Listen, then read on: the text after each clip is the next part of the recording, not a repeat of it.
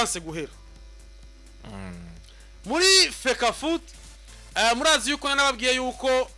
ku munsi wejo hari kwavugwa yuko umumenyereza wa umugwisa w'igihugu wa Lelioze Ndomtab yoba yatanze imihoho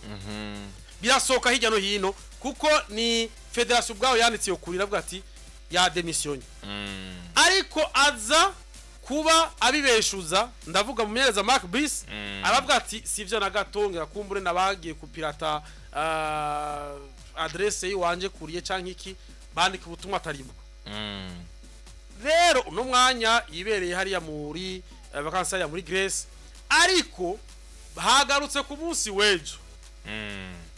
federation twagona et office yego bavuga bati uko biri kose twebwe dushobora gukora ivyo bintu nk'ivyo ngo turapirata ivy'ibiki twebwe twararonse ubutumwa kandi butaciye ahandi canke iki bwaciwe mu basanzwe bakora ivyo bintu ishiramwe AMS rizana ubutumwa buzanwe nabo nkuko cyo kuvuga ati ni DHL canke nde ubutumwa barabituzanira mwibahasha rifunze ati iryo kete ryari ririmo impapuro zigera kuri 9 turazisoma zari zivuga yuko ademission zivuga Mariere wafise urabona ijya kuri wayibona Alonso ngirya ati yadushikiriye itariki yo kuri Buja TV murayibona haba bashakashye ati twa reception ati rero twebe ntiwoza kutubwira yashirabona ko ryo litanga amakuru yarize ku mugana w'isi yazwi rero twe ntiwoza kutubwira yuko ivyo bintu atari ivyo turafise ivyemeza kandi boca banaraba mbega n'ugiye mwandiko ni wande uravyumva twebwe twariyandikiye kera oya urumva rero Fekafoot yavuze ati kuri uno mwanya twebwe duharura yuko umumenyereza demission utakiri umumenyereza wa equipe nationale iyo zuguruzuguri zosura kugaruka Alonso urumva ico kintu Mark Brice ati weho nyene wovuga gutyo bimeze gucyonye uri mu gihugu ca Grace muno mwanya nimba warabirungitse iryo shiramwe rijejwe gutanga ubutumwa bwatandukanye ryadushikiriye riraduha ubwo butumwa ngirya urayibona icyo kete siketa rworo ko ubwo butumwa baronse buza muri Fadot ati zari impapuro zigera kuri 9 turazisoma zose ati vyerekeye vy'amariere vy'ibiki ati twebwe twarabonye ati ministeri atwa ministeri y'ihemba umu selectionnaire ati twarabonye yuko hariho vyinshi ministeri yatubwiye tumukora ibi turabikora ariko muri uno mwanya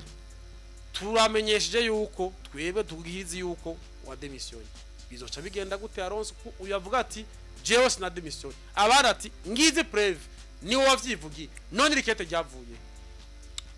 ibi bintu nibigiye koroha ama preve yose arahari kandi ari clear nta kintu na kimwe cy'igifungo hari akiri twogiramwe amakenga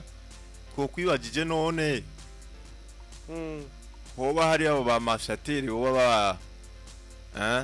bamugiriye mu kibanza bakavyandika hoho aho ibintu bimwe mbona yuko vyoba bigoranye cyane gose novuga kuronka kuri we kuko nkijya ni nimero nkijya bisi nimero yiwe igiri munsi hajya je ndibaza ko yatiye urumva nibaza yuko ibintu bito hakingwa kugera kuri ugo gwego kugera kuri ugo gwego sino nibaza yuko yo canyaragasa akava mu biruhuko arimwo akaza muri federation agasiege hama akisigura ku buryo ati none izi impapuro iri amandisiri yuko hari ibibazo byinshi bo mabwaza ariko kandi ingingo yokiva kandi kuri bo kuko nibo boca basura kandi bakadesida nimba bo bandaya mu akazi canke hazokwa ku muriro je mbona umengo byose bifatiye kuri ministeri byose bifatiye kuri ministeri urazi yuko iza y'umugabo ministere niwe perezida wa federation atagize atavyakira atabishikira ntigeze ashigikiriza ati mwe mugenda umuselektionere gutari federation mugenda mwe muramuhemba birabazuguruzuguru eto baravuga ati sawa uravyumva uno musi avuze ati wewe warademissionye wewe uza kuvuga ngo sivyo gute ubutumwa tubufise kandi nawe sinibaza yuko ibi bintu federation bigiramo uruhara kugira ngo iske byo ko ati tariki 22 zo kwezi turimo twarose kuriye ituha iryo kete turaryugura dusanga wanditse yuko kubera imvo izi rero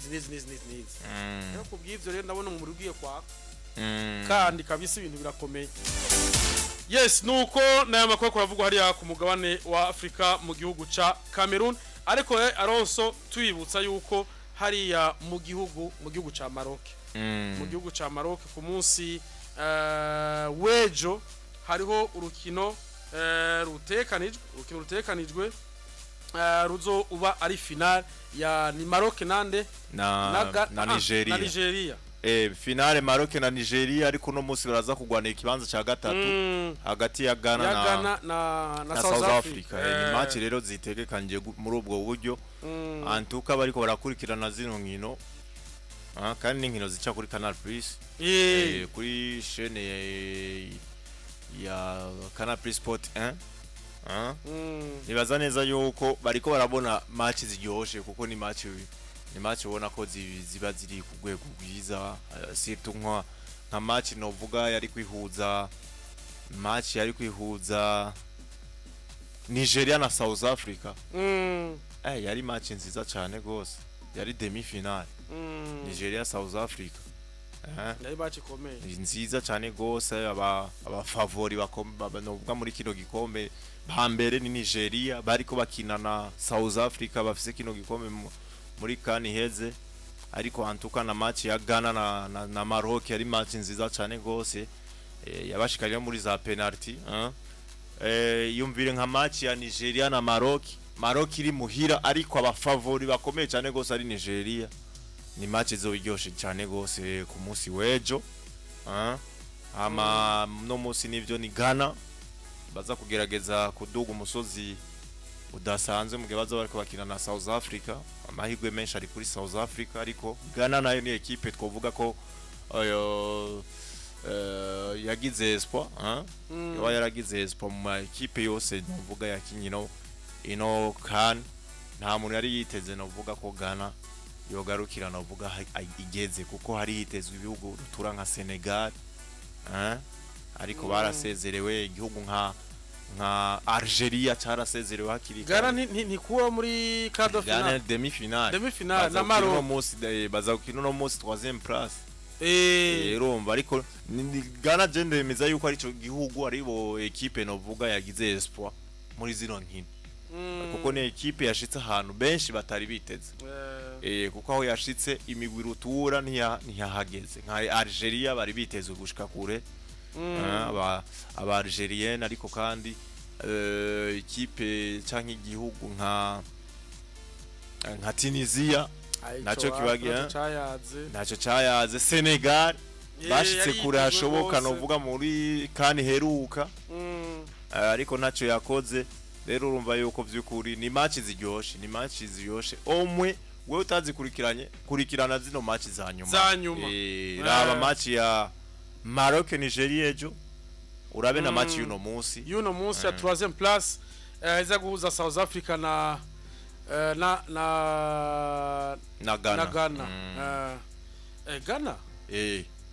kina ego nivyo ikiwa 3e place kuko yakuyemo na Maroc muri demi finale n'urukino kandi gwareko rurahagarikirwa na iratunga nani Swavis mu Burundi kazi irantunga Swavis niwe rurahagarikira rero Ghana ikugwamo na Maroc biza gukina 3e place uno munsi ariko finale rero mwumva yuko ari Maroc na Nigeria ibe bihugu bikomeye cyane gose ku mugabane wa Afrika mu bakobwa yes nuko isaha